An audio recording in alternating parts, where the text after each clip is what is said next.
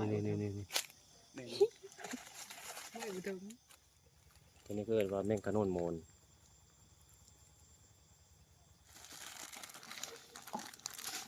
เห็นบ่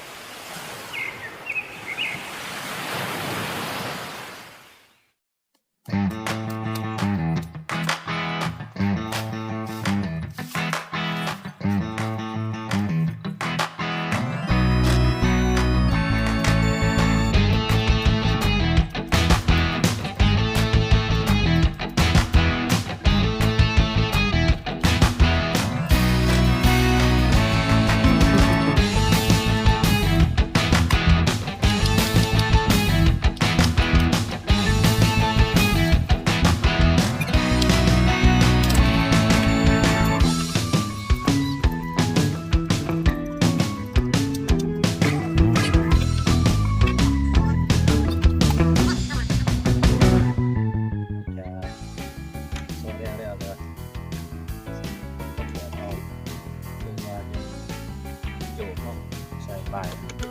เพราะว่าคือโตดำโนนปลาแล้วกันเนาะ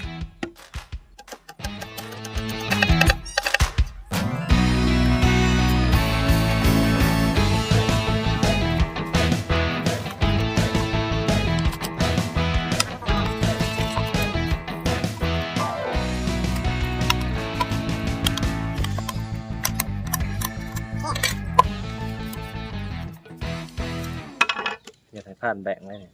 ผ่านแบ่งให้ไต่มันก็นอนมาเลยเป็นเครื่องมือจับมันก็นอนเลยเด้อมื้อแรกเจอกันเนาะมื้อแรกที่พาไปไต่มันก็นอนมื้อแรกตอนนี้ก็ที่ว่าหลายเวลาเนาะเราจะไปไต่มันก็นอนที่ว่าเทียดใหม่จับมันก็นอนแบบเวียนกันตอนนี้ก็ได้เวลาแล้ว3 คนคือว่า3 หมัดมื้อแรกไงดุนกันว่าไปสิมาอยากเลยหากินกลางคืนเนาะของใส่ของจับพวกเลยเนาะจับในขนุนเอาพาซานถือไปสิแบกคิดทางหลังอันทีมงานลาเป็นขนุนเพิ่นก็เกี่ยมปอมแล้วเนาะเริ่มออกสู่ปลาแล้ว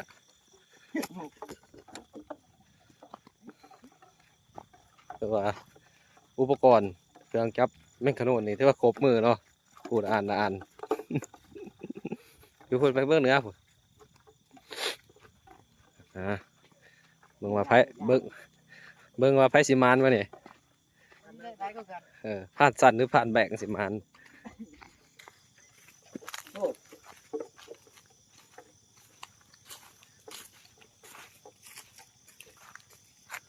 พอมันอยู่กกขย่อมพวกนี้ก็อยู่กัน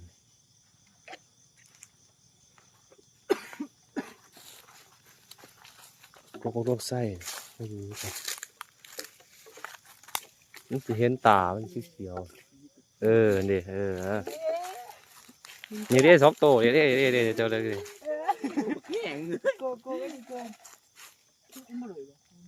อะไรแม่เป็นตามเลยเนาะแมนตามอย่างนี่เบิ้งเป็นบอลนี่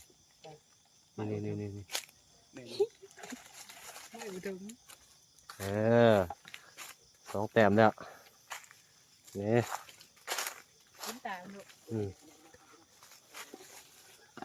โอ้แต้มที่ 3แต้มที่ 4เห็นได้ไปแล้วไปแล้วเบิ้งตัวมันบินไปมันติดตกหรอกมันคือบินเลยโมเดล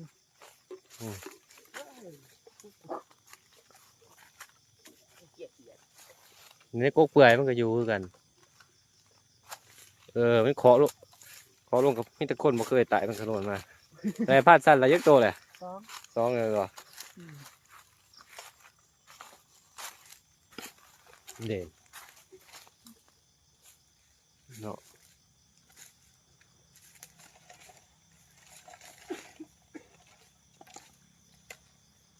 โอ้หมอแบกเลยเห็นบปากเลยใช่เลยโตลงเลย บ่ปิดฟ้าได้บ่บัดนี้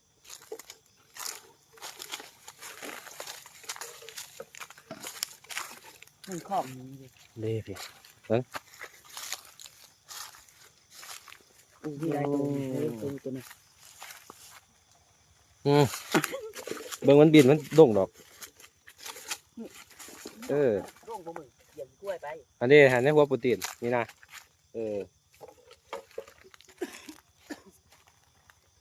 มีกันที่หาก็หาได้สั่นอีบอกว่าจะมีได้หางตองต่อ ทั้งแตดดิอุ้ยแจ็คพอต เกือบหัวซั่น โอ้ยของแท้ เที่ยวสิกินน่ะ โอ้โหโอ้เกือบแล้วอันนี้มาเป็นกลางคืนแล้วกลางเวทเดี๋ยวบริเซตโดดเลย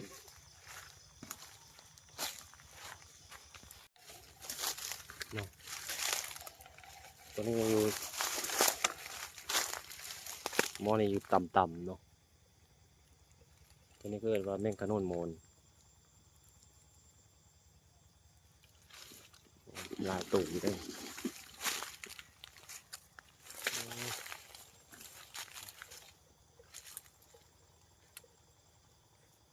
โอ้สองตัวแล้ว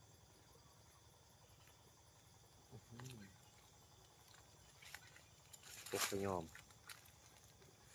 กินใบขยอม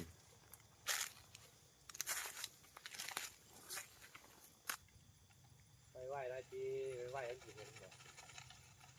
พอยางพอแย่ไปยางดูบ่เห็นเลยเจ้าเตะเป็นแมนอยู่หรอก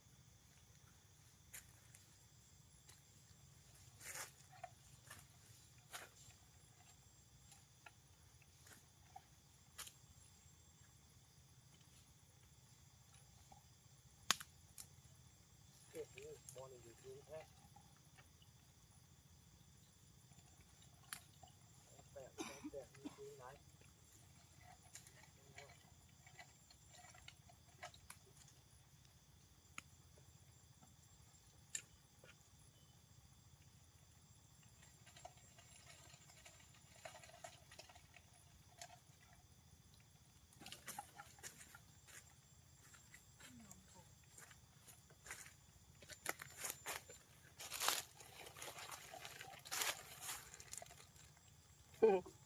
ชิบุโต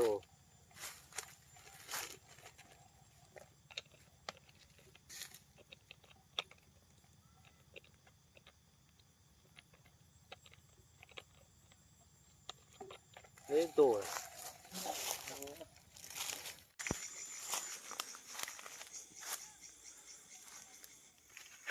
สองตัว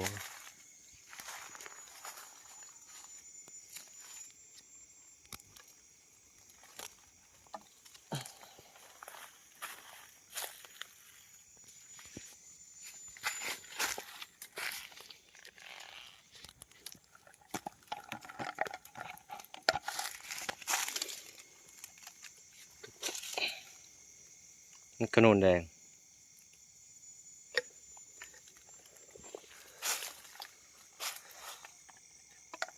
อยู่น้ำใบติ้วเนาะเนาะกินใบติ้วได้เพิ่นนี่หมักใบติ้วเนาะ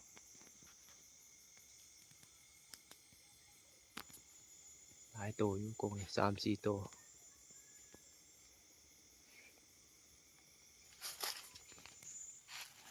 อยู่ประมาณ3-4ตัวเอาไว้ก็ตัวคนงานจ้ะขนุนแดงขนุนมูลมีขอบสุดเลยนะเห็นบ่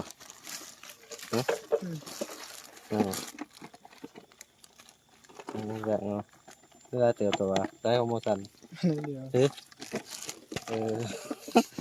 คอยเป็นคอยตายก็พักใส่กระตุกไปก่อน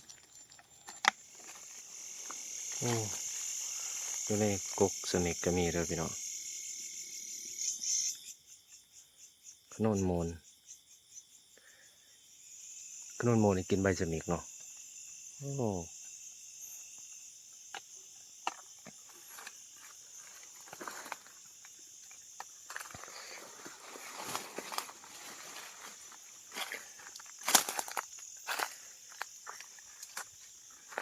จะห้อย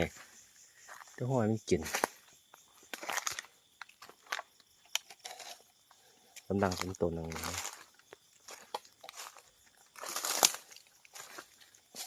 โอ้นี่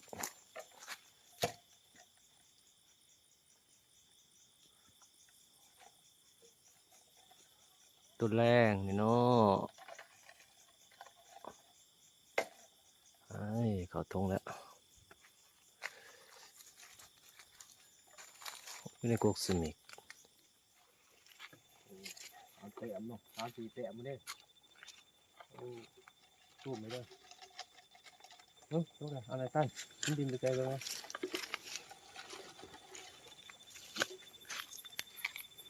นี่ปีแรก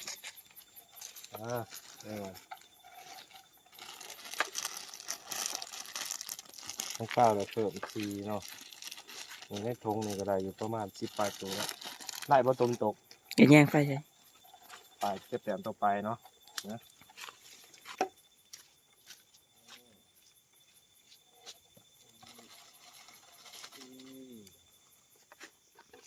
เอาเนาะตอนนี้ก็มาพอถักแกสวนมันเลยเพื่อจะพาไปใช้ดิไปเนาะทงมอกเนาะโอ้โหตัวฟ้องแง่เพิ่นนี่เฮ็ดคักได้เอาทอเฮ็ดโดดนี่ ถ้าแย่ก็มาพี่ปั๊บ3-400พุ่นที่เขามันเต็มพี่ได้ เบิ่งให้ถามก่อนเบิ่งนี่เฮ็ดจังได๋ของเจ้านี่เอาปลายมาเบิ่งเอาปลายมาเบิ่ง นี่กระตุกน้ำมันแบบนี่เดี๋ยวกระตุกน้ำมันเขาน้ำมันผืดก็เฮ็ดผืดสิ โอ้แล้วก็ซุปเอาทอ ครับปกติทอ35ให้มันได้หลายจนเป็นพันตัวปกติ เวลาเฮาแหย่มันก็ตกเข้าหูได้ ในนี่เลยเนาะมันก็อยู่ในนี่เมื่อจะขายเอาบาทเดียวเนาะ บาทเดียวหลายเป็นพันตัวปกติตัวนี้มันทอสหารหลายบ่หลายบ้าน500เท่าแก่สวนมันเพิ่นเนาะนี่สวนเพิ่นเบิดเลยทั้งข้างนี่ปีนี้ว่าอะไร10 ต้นปลายว่าซั่นกลางคืนทั้งสิบ่แจ้งบ่ได้เนาะไปทงหมอกเนาะมาว่าลูกไปตามไม่จับเอามันเขาบ่มักจะแยกไว้จะเอ๋เห็นบ่ แกเพิ่นมาเนี่ยเนาะ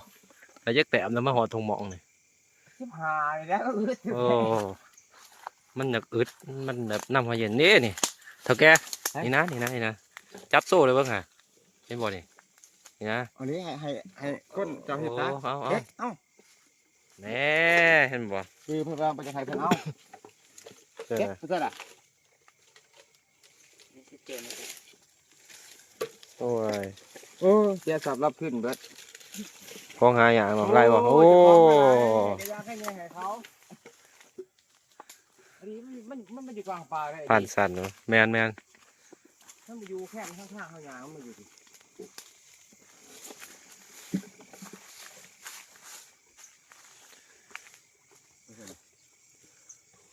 ไปย่างเขาบ่ได้ นี่มานี่ของเจ้าฮะนี่ของเจ้าเนี่ยฮะย่อยๆเห็นบ่ โอ้สูงบ่ถึงหรอ ถึงไปจะวะถึงแล้ว โอ้ยบ่ได้หรอก โอ้ยได้นะ บ่ได้หรอกสูงโหดเห็นบ่อยู่หั่นจะเปลี่ยนรักเปลี่ยนเปลี่ยนเบิ่ง เขาไปเบิ่งนี่บ่เจ้าแย่เบิ่งหั่นแย่โซ่เบิ่งนี่2 โตพุ่นตะว่าเลยเอาเบิ่งเอาเบิ่งนะอันตัวนึงนี่ตัวนึงนี่นะ ใหญ่ได้ใหญ่แล้ว นี่นะเอา โอ้ลุงน้องเขาตาดีกว่าเว้ย โอ้ยไปจ่อยสักที ไม่อ่อนไม่เองจ้ะ เอามันมาอยู่อีกสิบัดนี้เอาขึ้นมาข้างเขามาคืนเบิ่งหาอีก นี่ตัวนึงนี่เฮ้ย โอ้ยแย่งสิตาย นี่ 2ตัว โอ้ผู้อยู่ปลายพุ่นหลายโตเติบเลยแล้วเอาบ่ถึก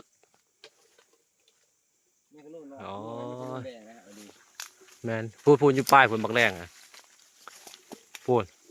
ปลายสุดๆพุ่นเลยถึงบ่แล้วบ่ถึงอันนี้เก่าใหม่เขา4 เมตรก็ได้ บ่สุกไปเลยสุกขึ้น บ่เอ เอาหรอกอะไรก็เอามันรู้ไร บ่มย่างตีย่างเนี่ย บางอย่างใส่บางนั้นอาหารมันบางอย่าง กวักกวักหัวพวกกวักวะ กุ๊บบอมาอีกอย่างเพิ่มบักกระมูก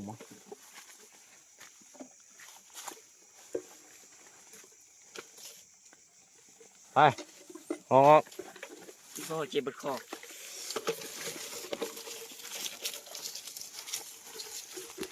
นี่ว่ากับพ่อได้แง่อยู่เนาะก็ตอนมาถ้ามีตอนเฮาบ่ได้เขาผู้ป่าย่างแต่นำทางวันนี้เขาผู้ป่าพ่อได้แง่เว้ย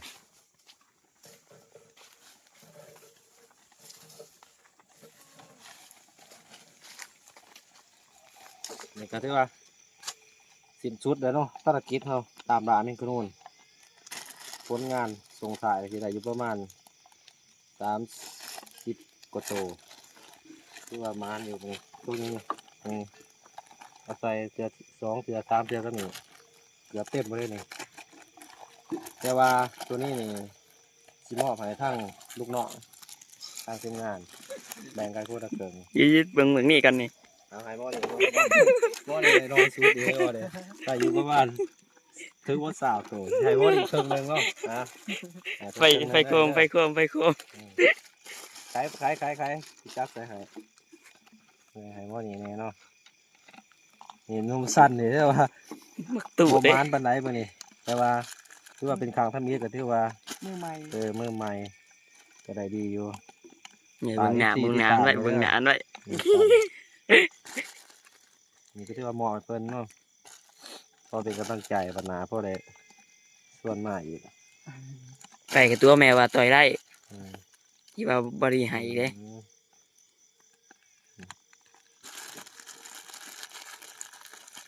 หลายเติมแล้วตัวนี้สิเหมาะทางผ่านแบกเนาะแบกกันเนาะส่วนหนึ่งก็เหมาะให้ผ่านแบกเนาะ ตัวน้อยที่น้องข่อยเนาะ ตัวนี้เนี่ยมันแสบนี่ในทงนี้ว่าไหลประมาณนึง30 ปลายฝากกดไลค์กดแชร์กดติดตามทางทีมงานเลยเด้อให้กระฝาก2 ฝั่ง4เฮาเพื่อว่ามื้อนี้ก็ถือว่าของผ่านแบกนี่ได้เกือบซ้ำของผ่านดีไปได้นี่เนาะรุดกันน้อยหนึงของผ่านกันนี่ได้บ่ได้ปานใด มือใหม่ คือว่ามื้อนี้คลิปของเฮาก็สิมีแต่การเรียนเนาะขอขอบใจที่ติดตามผลงานเด้อทุกคน